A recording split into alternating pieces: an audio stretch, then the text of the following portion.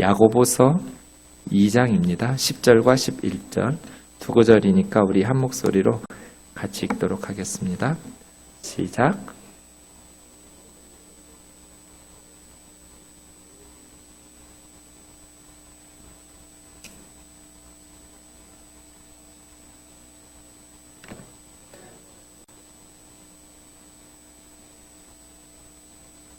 네, 잘하셨어요. 제가 지난 금요일에 2번 더 남았다고 그랬거든요. 네, 똑같은 이야기 할 거라고. 왜냐하면 그만큼 중요한 이야기니까. 우리가 금요일마다 다루고 있는 이 말씀은 매우 중요한, 성경 말씀 다 중요하죠. 하나님의 말씀이 다 중요하지만 특별히 성경이 중요하다고 말씀하셨으니까 중요한 말씀이거든요. 이 말씀을 저는 고린도후서 5장 15절에서부터 시작했어요. 예수님께서 우리를 대신하여 죽으셨다가 다시 살아나신 이유가 뭐냐? 예수님이 왜 우리를 대신해서 십자가에 죽으셨느냐? 살아있는 우리가 다시는 우리 자신을 위해서 살지 말고 우리를 위해서 죽으셨다가 다시 살아나신 예수님을 위해서 살게 하시려고. 예수님이 왜 우리를 위해서 죽으셨는가? 이제는 더 이상 우리 자신을 위해서 살지 말고 예수님을 위해서 살게 하시려고 우리 대신 죽으셨다는 거예요. 그러면 우리가 예수님을 위해서 살려면 어떻게 해야 되냐? 16절이 뭐냐는 거예요. 맞죠? 예수님이 우리를 십자가에서 대신 죽으심으로써 살려냈어요.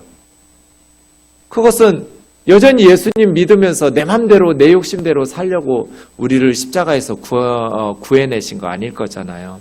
이제는 예수님을 위해서 살게 하시려고 구했는데 우리가 어떻게 살아야 우리 대신 죽었다가 다시 살아나신 예수님을 위해서 살 수 있느냐는 거예요. 예수님 위해서 살려면 어떻게 해야 되냐? 16절이 뭐였어요? 그러므로예요. 그러므로.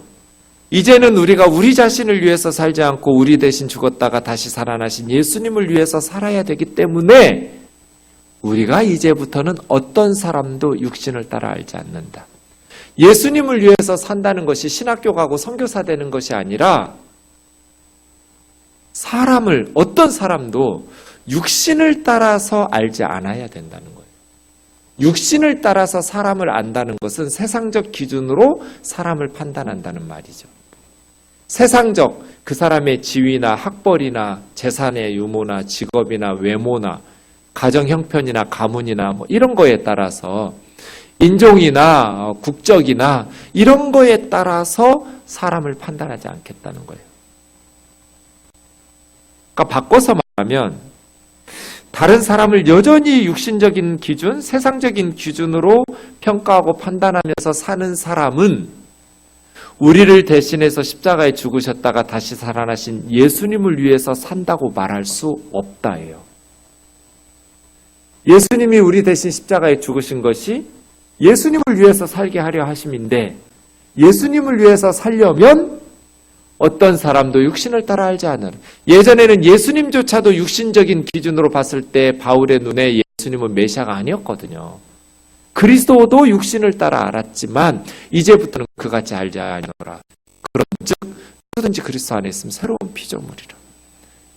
이전 것은 지나갔으니 보라 새 것이 되었도다. 우리가 거듭났어요. 새로운 피조물이 됐어요. 새로운 피조물이 됐다라는 가장 큰 증거가 뭐예요? 16절이거든요. 어떤 사람도 육신을 따라서 판단하지 않는다. 세상적인 기준으로 사람을 판단하여 차별하지 않는다. 이것이 15절의 구체적인 방법이 16절이거든요. 예수님을 위해서 사는가? 여러분, 우리가 예수님을 위해서 뭘 해드릴 수 있어요? 예수님을 위해서. 그래서예요.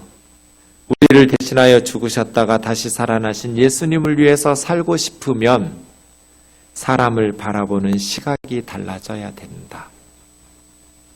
예수님 믿기 전에는 육신을 따라 알았던 우리가, 세상적인 기준으로 사람을 생각하고 판단했던 우리가 이제 예수님을 믿고 나서는 영적인 관점이 생기는 것. 어떤 사람도라고 그랬어요. 어떤 사람도 육신을 따라 알지 아니하노라. 어느 누구도 세상적인 기준으로 판단해서 사람을 대하지 않겠다는 거잖아요. 눈에 보이는 대로 판단하지 않겠다는 거예요. 이제는 누구의 눈으로? 예수 그리스도의 눈으로. 이제는 사람을 바라볼 때 예수님의 시각으로 바라보겠다는 거거든요. 예수님의 눈, 사람들 무슨 인종차별했어요? 남녀차별했어요? 빈부 귀천에 따라서 예수님께서 차별하시던가요? 그러지 않으셨어요. 사람을 바라보는 시각이 달라져야죠. 그런데 야고보 장로님이 아주 심각하게 질타하고 있는 게 2장 1절부터 나오거든요. 내 형제들아, 언제나 책망할 때는 있잖아요. 따뜻하게 불러야 돼요. 이 쓱을 껐더라 이러면 안 돼요. 내 형제들아 이렇게 시작해야 돼요. 팁이에요, 팁. 내 형제들아. 원문에 보면 사람을 차별하여 대하지 말라가 바로 위에 있다고 그랬죠. 내 형제들아, 사람 차별하지 마라. 너희가 영광의 주 곧 우리 주 예수 그리스도를 믿는 믿음을 가지고 있다면 있죠. 야고보서 읽는 성도들이 다 예수 그리스도에 대한 믿음을 가지고 있는 성도들이 이 편지 읽는 거예요. 너희가 영광의 주님을 우리 주 예수 그리스도에 대한 믿음을 가지고 있다면 사람 차별하지 마라. 사람 차별하지 마라 이 말씀을 할 때 2절부터는 예를 들고 있어요. 예를 들어서 너희 회당에 예배당이겠죠? 그때는 가정에서 예배 드리든지 어디서든지 금가락지를 끼고 아름다운 옷을 입은 사람, 부유한 사람이겠죠.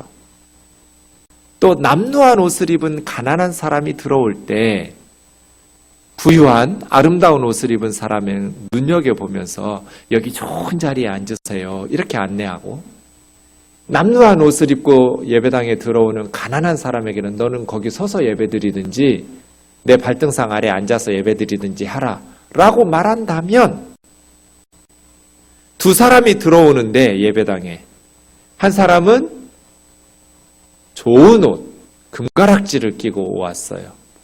그런데 한 사람은 남루한 옷, 가난한 사람이에요. 그럴 때 부유한 사람, 좋은 아름다운 옷을 입고 온 사람에게는 좋은 자리로 안내하고, 남루한 옷을 입은 가난한 사람에게는 서서 예배드리든지 그 발밑에 앉아서 예배드리든지 이렇게 말한다고 한다면 이게 뭐예요? 차별하는 거죠. 너희끼리 서로 차별하여 악한 생각으로 판단하는 거 아니냐. 그게 선해요? 생각이? 악한 생각이잖아요. 악한 생각. 차별한다라는 게 판단하는 자라는 거하고 어근이 똑같아요. 차별, 판단하는 자. 판단하는 자는 재판장이란 뜻이거든요. 재판장, 네가 판사 되는 거 아니냐, 마음속으로. 그러면서 다른 사람을 판단하고 그렇게 차별해서, 근데 판단을 선한 생각으로 해야 되는데 악한 생각으로 판단하는 자가 되는 것 아니냐. 이게 하나님하고 위배됩니다. 내 사랑하는 형제들아 들을지어다. 하나님이 세상에서 가난한 사람들을 선택하셔서 믿음으로 부유하게 하셔서 하나님의 나라, 하나님을 사랑하는 자들에게 약속하신 천국을 상속으로 주시려고 하시는데, 너희는 그 가난하고 남루한 옷을 입은 가난한 사람을 차별하고 업신여긴단 말이에요. 가난한 자를 업신여겨요. 무가치하게, 가치없게 여겼어요. 그러고 있는 거예요, 지금. 초대교회에서. 그걸 책망하고 있어요. 거듭 말씀드리지만 야고보서는 믿음을 책망하는 게 아니에요. 행함 없는 믿음, 가짜 믿음을 공격하는 거예요. 믿음과 행위의 문제가 아니에요, 이거는. 야고보서와 로마서는 언뜻 보면 충돌을 일으키는 것 같은데 로마서에서 사도 바울은 한 번도 행함 없는 믿음을 믿음이라고 가르친 적이 없어요. 로마서 1장에서부터 믿음으로 말미암는 순종에 대해서 바울의 선교 사역은 모든 이방인들 중에서 예수 그리스도를 믿는 믿음에서 나오는 순종하게 하려고 복음을 전하는 선교 사역을 감당한다고 말하죠. 순종 없는 믿음이 믿음이에요? 행함 없는 믿음을 바울이 생각한 믿음 아니에요. 믿음은 지적인 동의가 아니에요. 영접기도 따라한다고 믿는 게 아니에요. 영접기도 따라하고 지적인 동의를 포함하지만 훨씬 더 큰 개념이에요. 단순히 영접기도 따라하는 게 믿는 거 아니고요. 그냥 지적으로 동의하는 게 믿는 거 아니에요. 예수님을 믿는다라는 거, 예수 그리스도를 믿는다라는 거는 순종이 전제되어 있어요. 그런데 생각해 보세요. 도대체 어떤 믿음을 가지고 있으면 아름다운 옷을 입고 손에 금가락지를 끼고 오는 사람에게는 여기 좋은 자리에 앉으세요. 에어컨도 잘 나와요. 시원해요. 이렇게 안내하고, 남루한 옷을 입고 가난한 사람이 들어오면 넌 거기 서서 들어오든지 옆에 베델교회 가든지 벌떼교회 가든지, 이런 마음을 가지고 판단하고 사람을 차별한다면 이런 믿음은 도대체 어떤 믿음이에요? 그런데 우리 안에 그런 판단이 있잖아요. 사람 차별하잖아요. 그렇지 않나요? 도리어 부유한 사람들이 억압하여 법정으로 끌고 가면서 아름다운 예수라는 그 이름을 비방하면서 교회를 박해하는 사람들은 다 부자들이었어요. 초대교회. 가난한 노예들이 고발하고 법정으로 끌고 가고 박해했겠어요? 아름다운 이름 예수 그리스도를 비방하는 사람들, 그리고 억압하면서 교회 성도들을 법정으로 끌고 가는 사람들은 다 권세 있는 사람들, 부유한 사람들이었어요. 그럼에도 불구하고 부유한 사람들에 대해서는 귀하게 여기고 가난한 사람들을 가치 없게 업신 여긴다면 이거는 교회라고 말할 수가 없는 것이죠. 그래서예요. 8절 9절 너희가 만일 성경에 기록된 대로 내 이웃 사랑하기를 내 몸과 같이 하라 하신 최고의 법을 지키면 잘하는 것이거니와 만일 너희가 사람을 차별하여 대하면 죄를 짓는 것이니 율법이 너희를 범법자로 정죄하리라. 이제부터 세 가지 이야기할 건데요. 첫 번째가 9절이에요. 사람 차별하는 것은 죄다. 죄 짓는 거다. 남의 거 도둑질하고 살인해야만 죄가 아니다. 다른 사람을 차별하는 것은 죄다. 그리고 오늘 10절과 11절은 차별하는 죄가 중요하지 않냐? 중요한 죄다. 다음 주에 보게 될, 그 다음 주에는 수련회니까요. 이게 심각하지 않는 죄 아니냐? 아니다. 심각한 죄다. 야고보 장로님은 이 차별에 대해서 자기가 동원할 수 있는 최고의 용어들을 사용해서 정말 막 팔 걷어붙이고 교회에서 이것만큼은 뿌리를 뽑아야겠다고 작정한 사람처럼 덤벼요. 거듭거듭 이야기하면서. 우선 성경의 최고의 법이 8절에 나와요. 내 이웃 사랑하기를 내 몸과 같이 하라. 이게 최고의 법이에요. 예수님께서도 가장 큰 계명이 무엇이냐고 묻는 서기관에게 두 가지로 대답했죠. 혼신의 힘을 다해서 하나님을 사랑하는 것과 이웃을 내 몸과 같이 사랑하는 것. 이거보다 더 큰 계명은 없다. 맞아요. 최고의 법. 직역하자면 왕법, 로얄로예요. 왕과 같은 법, 왕적인 법, 최고의 법이라고 번역된. 이웃을 내 몸처럼 사랑하라는 것이 최고의 법이에요. 그런데 사람을 차별하는 것, 이웃을 내 몸처럼 사랑하는 게 아니죠. 내 자식이라면 그렇게 차별하겠어요? 가난하다고? 우리 부모라면?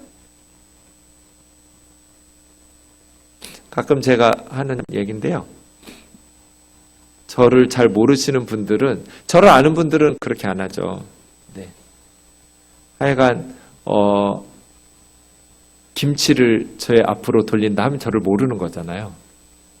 전 김치를 못 먹으니까 매운 걸 못 먹어요. 그런데 식당에 가서 제가 정말 불편했던 적이 있어요. 우리 교회 막 등록하셔가지고 목사님 식사 대접하고 싶다고 해가지고 같이 식당에 갔는데요. 계속 배를 누르는 거예요. 이 할아버지가. 그래서 직원을 불러요. 이거 더 주세요. 이거 더 주세요. 이거 더 주세요. 그래서 제가 젓가락질 한 번 하면 그걸 다 제 앞으로 놔요. 불편해서 밥을 먹을 수가 없는 거예요. 근데 이렇게 오랫동안 알던 교우들 같으면 제가 뭐라고 이렇게 했을 텐데 등록한 지 얼마 안 된 새 가족, 그것도 연세 아버지 뻘인 할아버지니까 제가 뭐라고 말씀 못 드리겠더라고요. 그래 1시간 내 먹다 결국 먹고 나서 체했어요. 저랑 같이 밥 먹을 때 조심하셔야 돼요. 절대로 직원을 부르면 안 돼요. 식당에 가서. 그 테이블 위에 있는 반찬이 다 떨어지기 전에는. 맛있는 것만 다 먹고 계속 그거 갖다 달라고 그러면 안 된다고요. 왜냐하면 가장 바쁠 때잖아요. 식사할 때. 점심이든 저녁이든. 한가할 때 우리가 식당 안 가잖아요. 손님 많을 때 몰려서 딱 가고 식당 일은 끝나는 그런 일이잖아요. 그런데 그 바삐 거의 뛰다시피 하면서 막 정신없이 다니는데 계속 벨 눌러서 부르면 되겠어요? 그 서브하는 분이 우리 어머니라고 생각하고 우리 누이라고 생각하면 그렇게 불러대겠어요? 돈 냈으니까 그렇게 불러다가 시켜요? 그게 내 몸처럼 사랑하는 거예요? 사랑한다는 건 뜨거운 감정이나 뭐 선물 사다 주는 게 그런 것만 사랑이 아니에요. 상대방을 배려해서 상대방을 존중해서 귀하게 여기는 거죠. 뭐 얼마나 먹겠다고 그렇게 불러대요? 돈도 얼마 내지도 않으면서. 내 몸처럼 사랑하라는 거.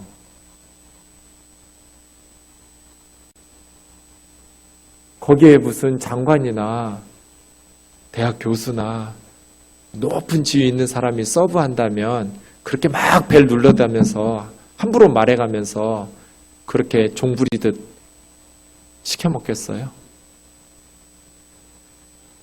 사람 차별하지 마라. 우리가 이 세상 살면 얼마나 산다고 그렇게 악한 생각으로 판단하면서 살아요? 점점 많이 좋아지는 것 같아요. 우리 사회가. 그런 부분에 있어서는. 제가 오늘 새벽에 이야기했던 만 가지 슬픔이라는 책이 있어요. 어쩌면 책 제목이 만 가지 슬픔, 만 가지 슬픔. 어머니는 한국 여인, 아버지는 미군이었어요. 한국에 온 미군, 흑인이었어요.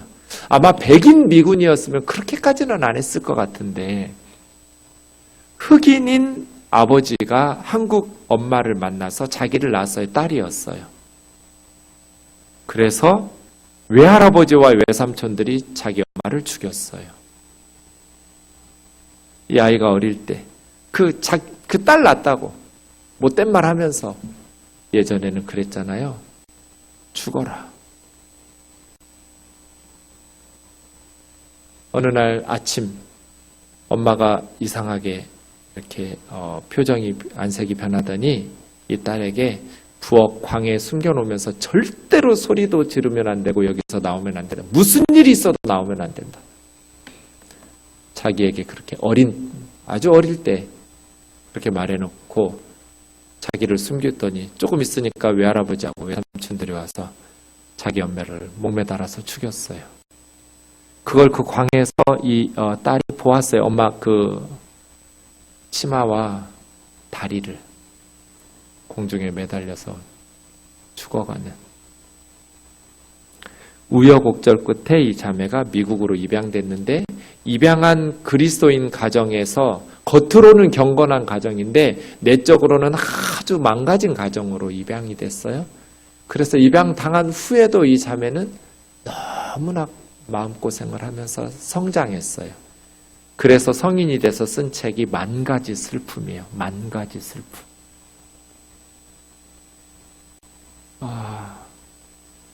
한 10여 년 훨씬 전에 읽었던 책인데요. 잊혀지지가 너무 가슴 찢어지게 실화. 예전에는 좀 이상하게 생기면 우리나라 단일민족 아니거든요.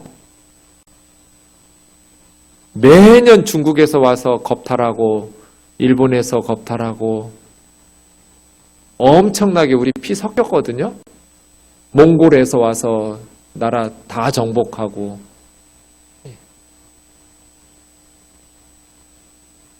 무슨 순수 혈통의 단일 민족에 설령 그렇다 쳐도 사람 차별하지 마라. 그냥 불쌍히 여기라는 게 아니에요. 동정하라는 게 아니에요. 주중에 한 형제를 만났는데 아이가 좀 자폐예요. 그걸 고치려고 어려서부터 많이 노력하고 지금도 치료를 받고 있어요. 그런데 한계가 있어요. 그 아비의 멍든 가슴을 어떻게 위로할 수가 없어요. 근데 목사님이 제 마음을 이해할 수 없겠지만 목사님 같은 생각만 가지고 있어도 좋겠어요. 왜냐하면 제가 뭐라고 말했냐면 이 세상에 정상인은 하나도 없다. 다 비정상이다. 나를 포함해서. 우리는 마음에 장애가 있고 다 이 세상에 정상적인 사람이 있어요?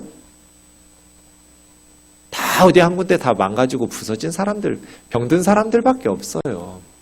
그래서 정상인인 내가 장애인인 너를 돕는다. 이건 교만한 생각이라는 거예요. 나도 장애인이고 너도 장애인이고 우리 다 예수님 없이는 살 소망이 없는 그런 사람이라고. 누가 누구를 도와요, 돕기는. 겉으로는 돕는 것 같지만 내적으로는. 우리가 엄청나게 빠르게 발전하는 대한민국처럼 빠르게 기술 문명의 혜택을 누릴까요? 그런 데서 전혀 전기도 들어오지 않는 원주민 마을에 가봤더니 그동안 우리가 너무나 많이 망가졌구나. 너무나 많이 망가졌어요. 그 아이들은요, 일주일 동안 싸우는 걸 한 번도 본 적이 없어요. 뭘 더 가지겠다고 싸우지를 않아요, 애들이. 우리 애들 여름 성경학교 가는 거 맨날 싸워가지고 선생님들이 애들 불러놓고 서로 화해시키고 잘했니 잘못했니 울고 얘가 그랬어요 제가 그랬어요 이러고 있더라고요. 뭘 가르친 거예요?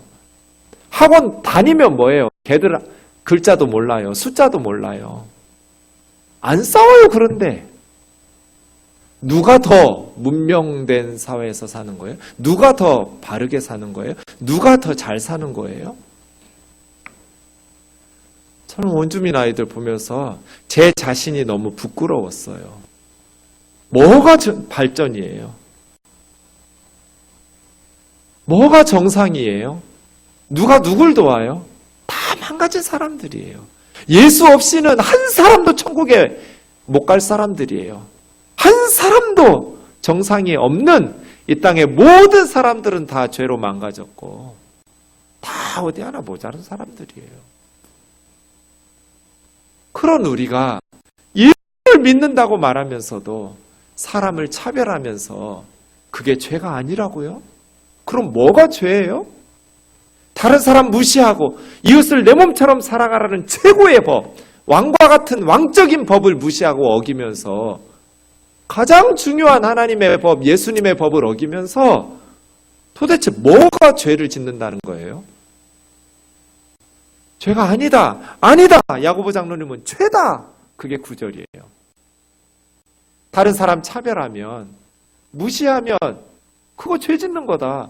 율법을 범하는 범법자 아니냐. 오늘 두 번째 10절 11절 같이 읽겠습니다. 10절과 11절 시작. 누구든지 온 율법을 지키다가 그 하나를 범하면 모두 범한 자가 되나니 간음하지 말라 하시니가 또한 살인하지 말라 하셨은즉 내가 비록 간음하지 아니하여도 살인하면 율법을 범한 자가 되느니라. 온 율법을 지키다가 하나를 범했어요? 예를 들어서 간음했어요. 그럼 율법 범한 거죠. 근데 간음은 안 했지만 살인했어요. 율법 범한 거죠? 이런 것처럼 다른 것들 나는 간음도 안 하고 살인도 안 했을지라도 내가 율법의 모든 것들을 지키고 있기 때문에 거룩하다, 경건하다 그게 아니라 이건 모든 율법 다 지키라는 말이 아니에요. 우리는 율법주의자도 아니고 율법을 지켜서 천국에 가는 것도 아니니까요. 율법 다 지켜라 이 말이 아니라 교회 안에서 가난한 사람들을 차별하고 멸시하고 천대하는 것은 율법을 어기는 큰 죄라는 것을 이야기하는 거예요. 그래서 이거는 중요하지 않은 작은 문제가 아니라 심각한 중요한 죄라는 걸 이야기하고 싶은 거예요. 율법 범한 죄라는 거예요. 사람 차별하는 것이. 그래서예요. 다른 계명 잘 지킨다고 자부하는 크리스찬들, 가난한 자들을 멸시해가면서 자기가 경건하고 거룩한 줄 알아요. 왜? 다른 계명들 다 지키니까. 살인도 안 하고 간음도 안 하고 헌금도 많이 하고 기도도 열심히 하고 예배도 열심히 드리고 경건한 것들을 잘 하니까 사람을 무시하고 멸시하고 차별하면서도 그게 심각한 죄를 짓고 있는 것인 줄을 몰라요, 자기가. 야고보 장로님이 10절 11절에서 이야기하고 싶은 건 그런 거예요. 다른 계명을 잘 지킨다고 자부하는 크리스찬들이요, 다른 사람을 멸시하고 업신여기고 차별하는 것은 중대 범죄다. 중요하다. 그거 이야기하고 있는 거죠. 온 율법을 지키다가 하나를 범하면, 율법은 그런 거죠. 갈라디아서 3장 10절에서 뭐라고 그래요? 율법으로 의롭게 되려면 모든 율법을 항상 지켜야 돼요. always. 10계명 9개 지켰는데 하나 어기면 의로워요? 9개나 지키고 하나밖에 어기지 않았으니까 죄죠. 어제까지 지켰는데 오늘 범하면 그건 죄예요. 야고보 장로님 이야기하고 싶은 거는 다른 계명 아무리 잘 지켜도 사람을 업신여기고 가난하다고 못 배웠다고 세상에서 무시당한다고 교회에서도 크리스찬들까지 무시하고 멸시하는 것은 그것은 중대한 범죄다. 중요한 죄다. 잠언 14장 31절 같이 읽겠습니다. 시작. 가난한 사람을 학대하는 자는 그를 지으신 이를 멸시하는 자요. 궁핍한 사람을 불쌍히 여긴 자는 주님을 공경하는 자요. 가난한 사람 학대하는 것은 그 가난한 사람을 지으신 창조주 하나님을 멸시하는 거예요. 저를 멸시하지 않으면 제 아들을 멸시할 수 없어요. 마찬가지예요. 그 가난한 사람을 지은 사람은 하나님이에요. 아버지 하나님을 멸시하지 않으면 그 가난한 사람을 학대할 수가 없어요. 이게 성경적 세계관이잖아요. 하나님이 모든 사람들을 지으셨다는 창조 신앙이잖아요. 반대도 마찬가지죠. 가난하고 궁핍한 사람을 불쌍히 여기는 것은 주님을 공경하는 거라고. 그래서예요. 가난한 사람에 대한 태도가 딱 저와 여러분의 신앙의 수준이에요. 부유한 사람은, 잘난 사람은 세상에서도 무시 안 당하고요. 교회에서도 함부로 무시 안 해요. 그런데 세상에서 멸시받는 사람은 교회에서도 멸시받기가 쉬워요. 그래서 가난한 사람들, 세상에서 무시당하는 사람들에 대한 태도가 딱 그 크리스찬의 신앙의 수준이에요. 영적 수준. 죄가 아닌 것처럼 스스로 속지 마. 중대 범죄가 아닌 것처럼, 중요하지 않은 것처럼 착각하지 마라. 최고의 법을 범한 중대 범죄다. 아무리 기도 열심히 하고 아무리 경건하고 거룩하게 살아도 다른 사람을 차별하고 무시하고 업신여기는 것은 중대 범죄다. 우리가 하나님의 긍휼을 힘입어서 구원받았다면 우리도 다른 형제 자매들을, 모든 사람들을 긍휼히 여기고 사랑하는 것이 하나님을 공경하는 자의 마땅한 태도 아니냐는 거예요. 마태복음 25장 40절. 여기 너희 형제 중에 지극히 작은 자 하나에게 한 것. 둘도 아니에요. 작은 자가 누구겠어요? 가난하고 못 배우고 병들고 세상에서 무시당하는 그 가난한 한 자에게 나에게 하듯이 하라는 거잖아요. 예수님은.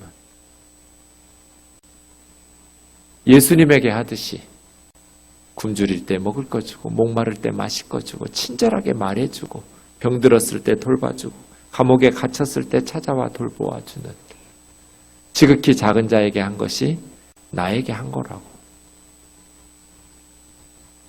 이 말씀만 실천하면 교회가 천국 될 것 같아요.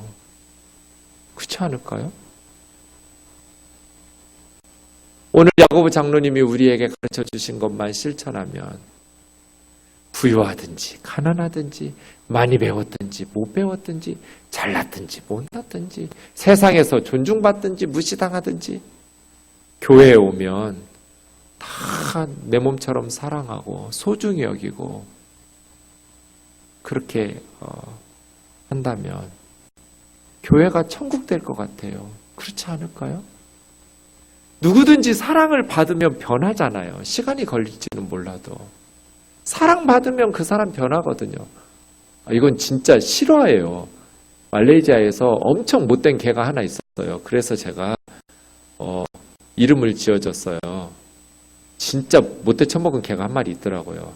꼭 다른 개가 먹는 걸 뺏어 먹어. 그러니까 싸우죠. 근데 얘가 얼마나 포악한지 이겨낼 개들이 없어요.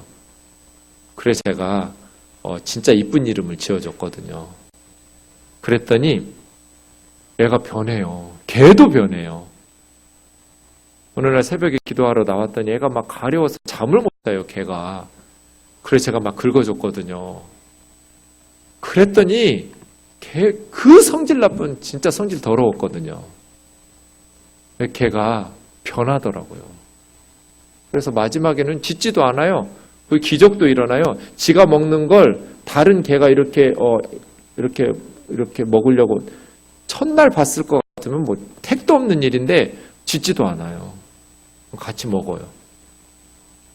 일주일도 안 돼서 개도 변하더라고요. 사랑해주면. 그죠? 잘나면 얼마나 잘났고 우리가 못나면 또 얼마나 못났게요. 많이 알면 얼마나 많이 알고, 요즘 저는 머리에 입력하는 것보다 빠져나가는 게 더 많은 것 같아요. 기억이 안 나요. 알면 얼마나 알고 또 모르면 뭐 또 얼마나 몰라요. 하나님의 형상으로 지음 받았는데 사람 차별하지 마라. 세상적인 기준으로 판단하지 좀 마라. 중대 범죄다. 예수님에게 하듯이 해라. 그 사람 예수님이라고 생각하고 귀하게 여기고 사랑하면 하나님께서 교회를 통해서 이 세상을 살맛 나는 세상으로 변화시키지 않을까. 예수님을 30년, 50년 그렇게 수십 년씩 믿었는데 왜 이게 변하지 않냔 말이에요. 왜 여전히 세상적인 판단과 기준을 가지고 사람들의 마음에 상처를 주고 아픔을 주고 그렇게 살아가야 되는지 말이에요.